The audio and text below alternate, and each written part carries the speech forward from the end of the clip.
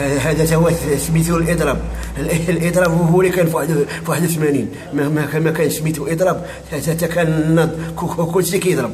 هادو يضربوا بحجر واخرين يضربوا بالزراوط. سي انا ما بقيتش غندوز السياسه.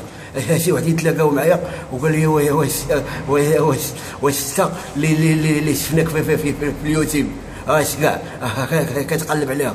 وانا ما كنخافش من الحبس. انا كنخاف من الحبسيه. مازال الا كانت شي زنزانه بوحدي ماشي مشكل، زوينه. مال انا عايش في دار، راه عايشها في زنزانه جماعيه وكارينه.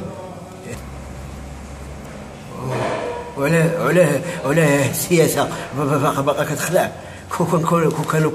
كون كانوا كيسدوا على السياسه كره المعارضه كلها في الزنزانه. علاش ما يسدوا السكر ولا يسدوا صباط ولا يسدوا الباكوري؟ زعما ما عندهم ما لقاو لهم منتيف. راه حيت كاينه حريه التعبير. شوفوا يقدروا ينتقدوا كل شيء، ويقدروا لدرجه انهم يقدروا ينتقدوا حتى عبد الله باه.